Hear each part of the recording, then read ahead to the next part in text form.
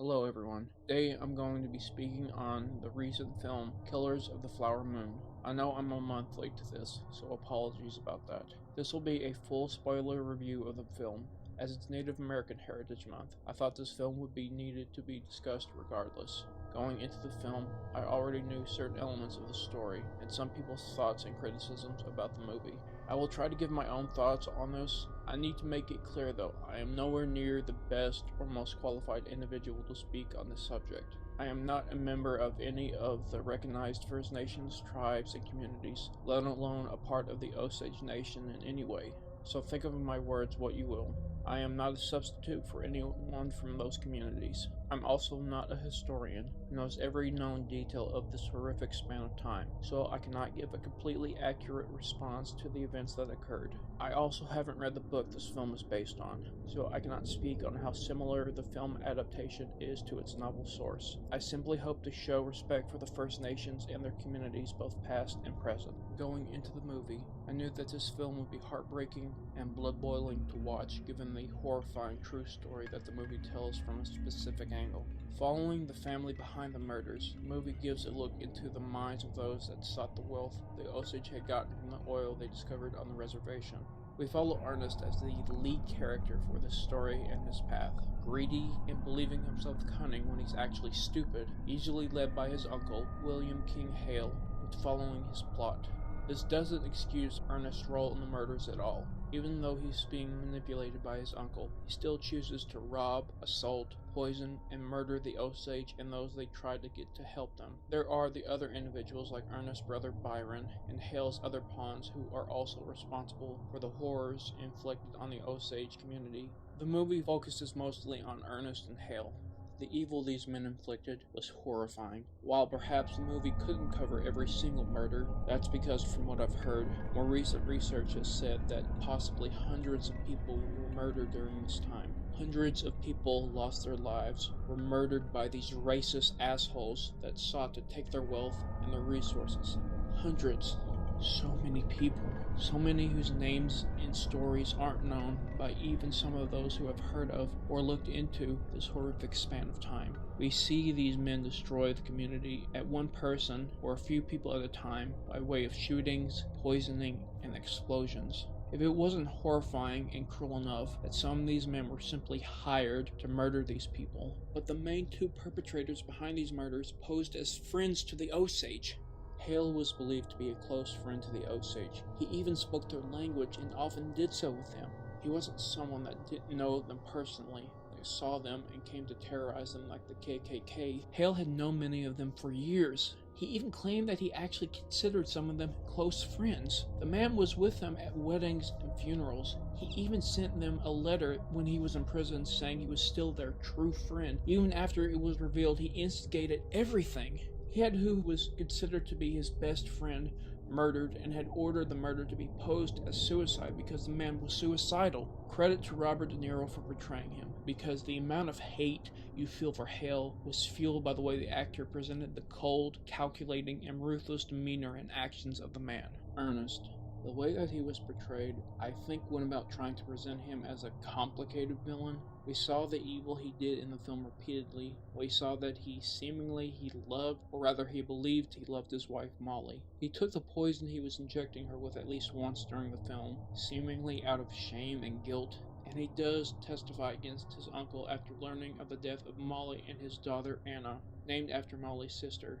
We see later that he won't admit to Molly that he was poisoning her, though. One of the biggest scenes that revealed his character was when he went on his racist rant to Molly, mocking the Osage's traditions, medicine, and its sickening mocking sound racists do to harass First Nations individuals. As to him and his uncle, both men were eventually paroled and released. This was met with obvious anger and disgust because of their actions in the Osage murders. Hale died in a nursing home and was buried after moving to Arizona. Ernest died a few decades after his uncle. He wanted to be cremated and have his ashes spread around the Osage Hills. His son, Cowboy, chucked them over a bridge instead. Both men were the faces of family and friends, but they were something truly sinister. The movie, I do think, had some good steps in the meaning and motivation of the creators and actors of the film to spread awareness of missing and murdered indigenous people, as they are severely underreported and unknown to those outside the First Nations communities. If my understanding of this epidemic is correct, for the longest time, indigenous girls and women were one of, if not the only group of people who weren't being tracked or recorded until in the past recent years. Think about that.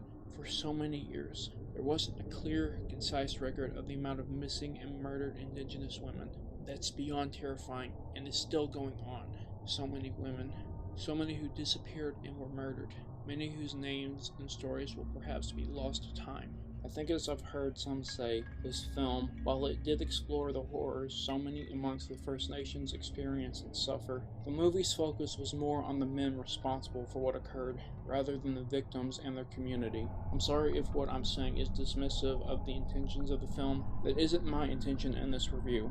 I believe that the movie could have, or rather should have, focused on the Osage, or at the very least the lives and stories of Molly and her immediate family, their hopes, dreams, beliefs, bonds, and just their lives day to day. A more in-depth look at who they were during this time period, while the stories of the men who were responsible for the murders had to be revealed to see the true extent of their plans and actions. The story could have possibly been more impactful if we came to know the Osage more. Perhaps I'm being too critical of this film. It's clear that those who worked on this movie put their hearts into it and the messages it sends. I just feel that we didn't get as deep a look into Molly, her family, and the Osage within this film. We have elements of their perspectives and perceptions within the story. At the beginning, we have the elders of the Osage burying a pipe, distraught at the youngest members being assimilated into white society and farther away from their heritage and culture. We also have it where members of the tribe speak on how, in the past, they would seek out and kill those responsible, referencing how their ancestors responded in kind to, if, or when their loved ones were murdered. Perhaps these elements could have been explored more as more and more members of the tribe were found murdered.